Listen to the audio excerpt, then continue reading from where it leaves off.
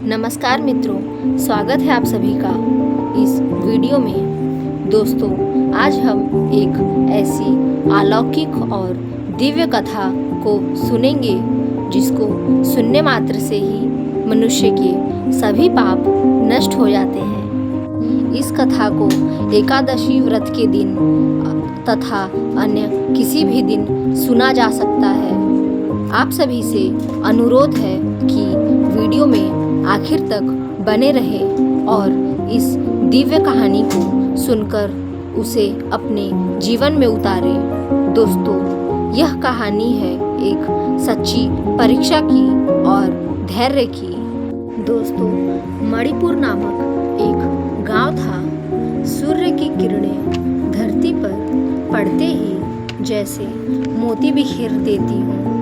निरंतर बहता हुआ झरना मानो कुछ कह रहा हो। इसी गांव में एक मिट्टी का टूटा फूटा सालों पुराना छोटा सा घर था, जिसकी दीवारों के दरार से सूर्य की किरणें घर में जा रही थी। उसी घर में रामलाल और उसकी पत्नी शारदा रहते थे। आर्थिक तंगी के कारण दोनों दो समय का खाना भी बहुत मुश्किल से खा पाते थे।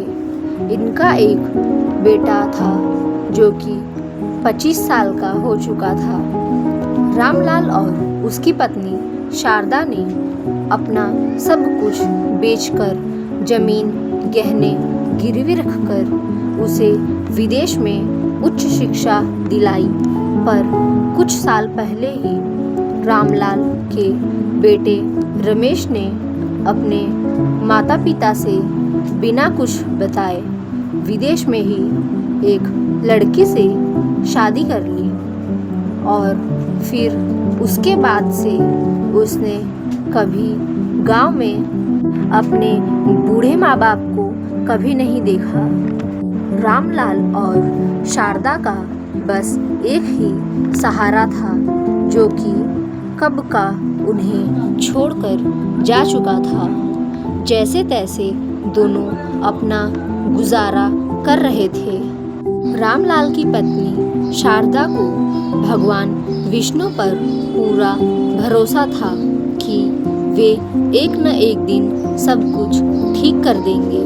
परंतु शारदा के पति रामलाल को भगवान पर तनिक भी भरोसा नहीं था, क्योंकि उसके जीवन में आ रहे निरंतर कष्ट से वह एकदम टूट चुका था। पर उसकी पत्नी शारदा के मन में कहीं न कहीं मुसीबतों से लड़ने के बाद भी एक विश्वास बचा हुआ था, जो उसे हिम्मत देता था।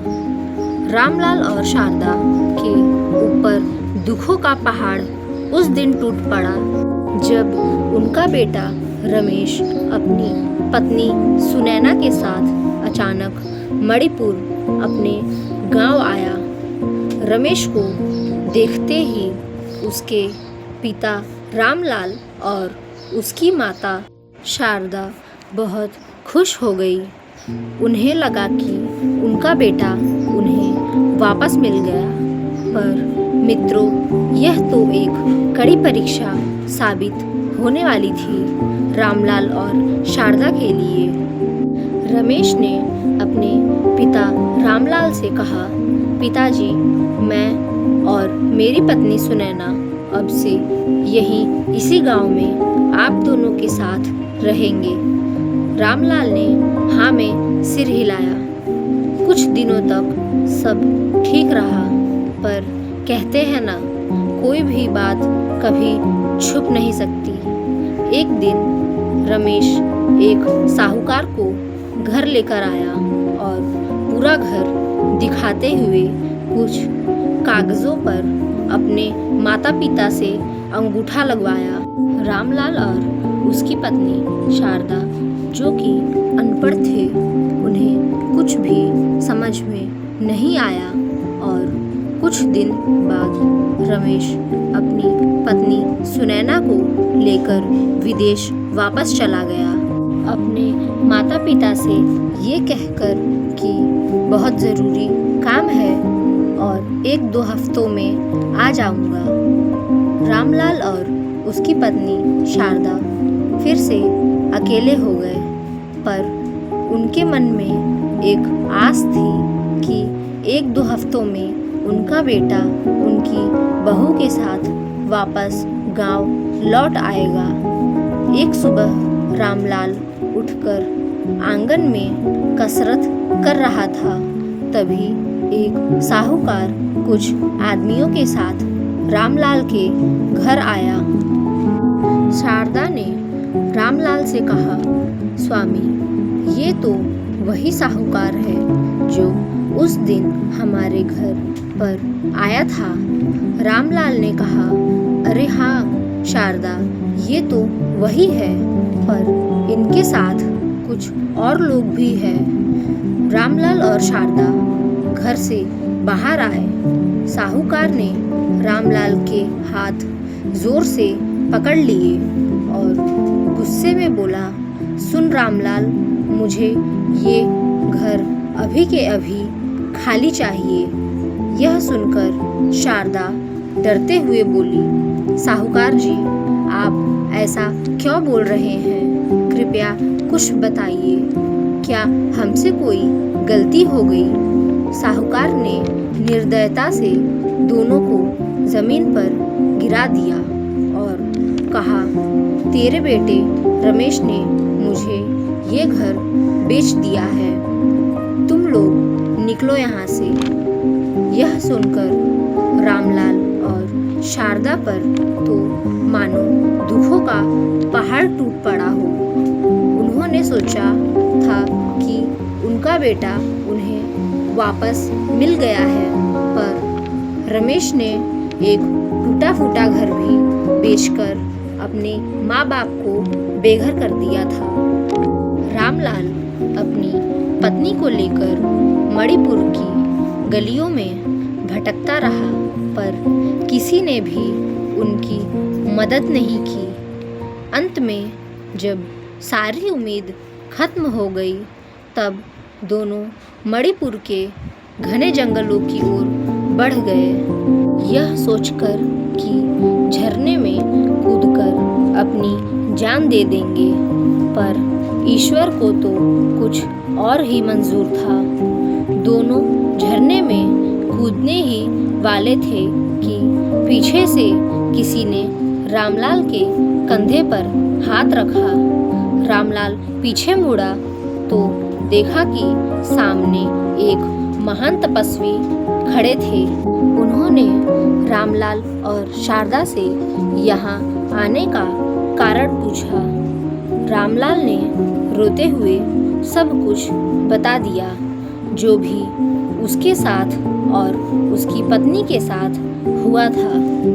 यह सब सुनकर साधु महात्मा मुस्कुराए और दोनों का हाथ पकड़कर भगवान विष्णु के गुप्त मंदिर ले गए, जिसके बारे में पूरे गांव में किसी को भी नहीं पता था।